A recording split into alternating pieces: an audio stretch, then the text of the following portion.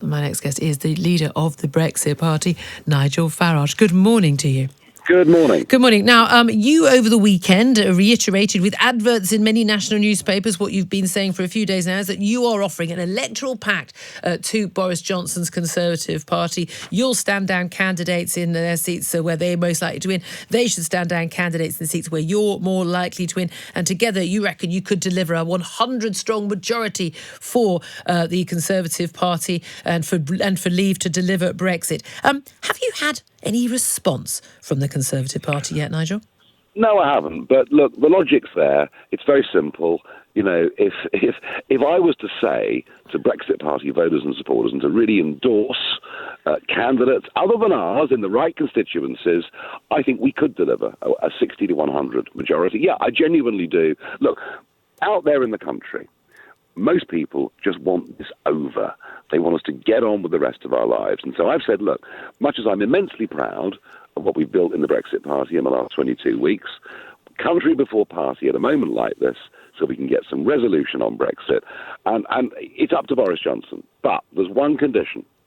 There's one condition, and the condition is we do not want any reheated form of Mrs. May's withdrawal agreement. It's the worst deal in history. We want a clean break and to become an independent country. And if Boris goes down that route, then I think it makes sense for us to work together.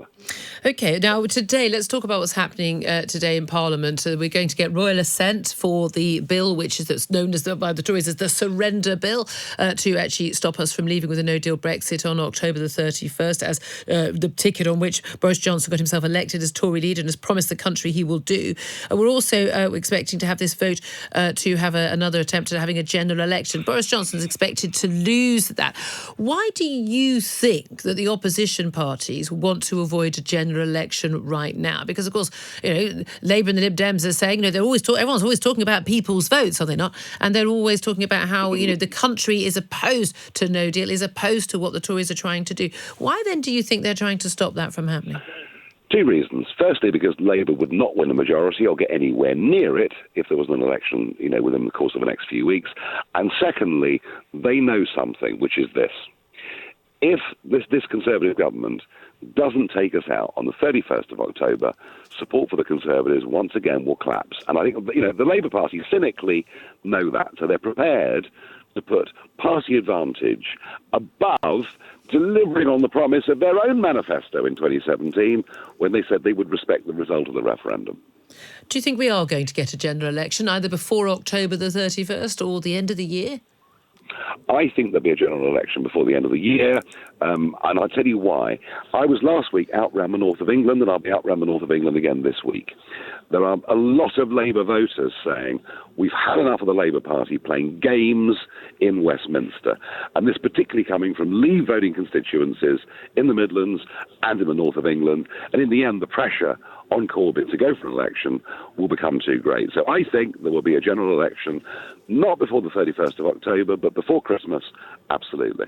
But realistically, in terms of what happens before then, Boris Johnson has said he won't break the law. They're trying to test the law. There may be a Supreme Court case, who knows? But he can't force a general election unless opposition parties are willing to do it. He's lost so many MPs, his rebels and the like. Even with the DUP, he doesn't have the votes. What do you think the most likely outcome is in the coming weeks? Because if Boris Johnson says, I'm not going to ask for this extension, does that mean that he's going to resign, that there's going to be a vote of no confidence? What's going to happen in your view? I don't know, but I think at some point if Boris refuses to act on the legislation that Parliament has passed, Parliament will bring him down. All right? There will be a motion of confidence towards the end of October. Parliament will bring him down. That could mean a Corbyn caretaker government, or failing that, a general election. Whichever way I look at this, we are going to have a general election before Christmas.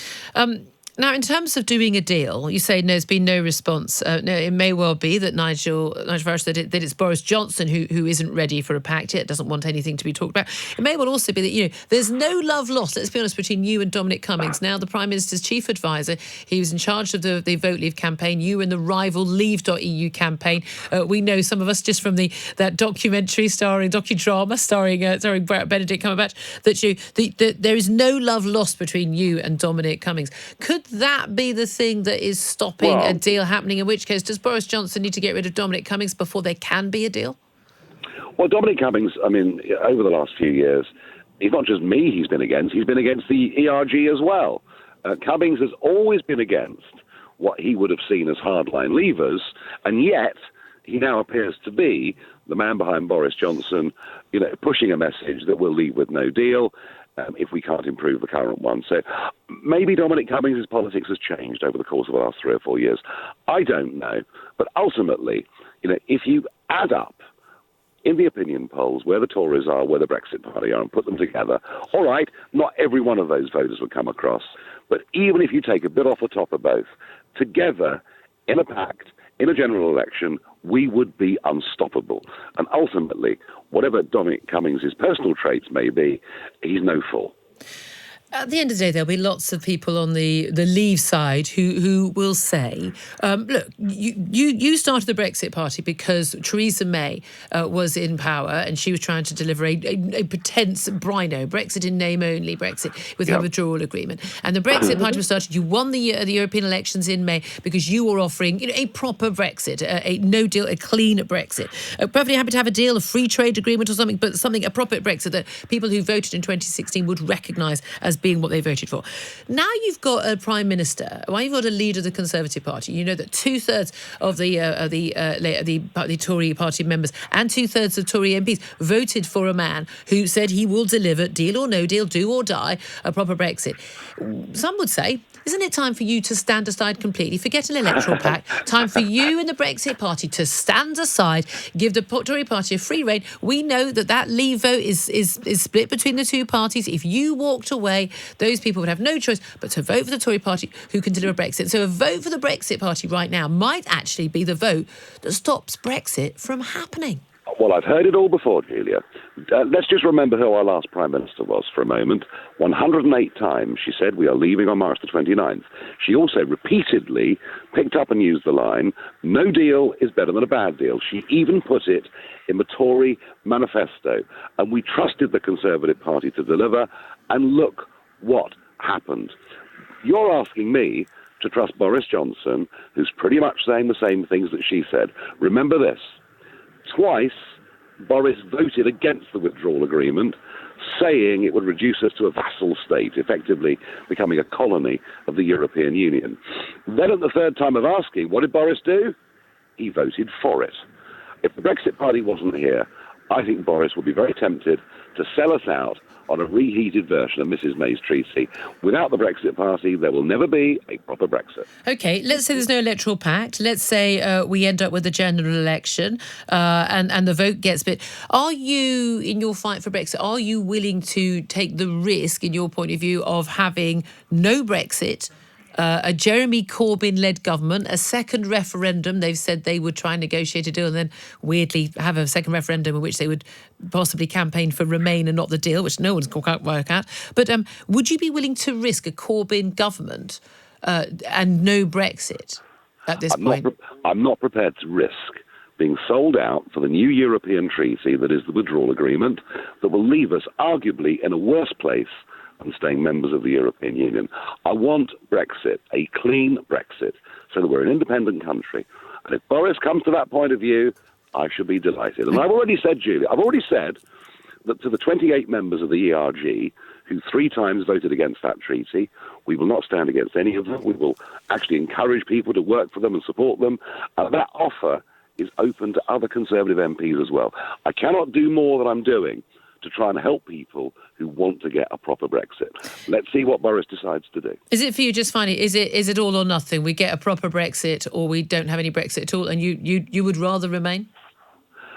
I just think if we were to sign up to that withdrawal agreement, even without the backstop, it would lead to years and years of acrimony, an incessant campaign for us to rejoin the European Union, and the humiliation of our nation to accept laws and court judgments from an organisation in which we had no say whatsoever, and yet we're still paying 10 to 15 billion pounds every year. It must not happen. And if you look at public opinion, if you ask people a straightforward binary choice, do you want to leave with a clean Brexit, or do you want to extend and have a second referendum, there is now a massive majority that prefer the first option over the second. And I'm optimistic that we can get there.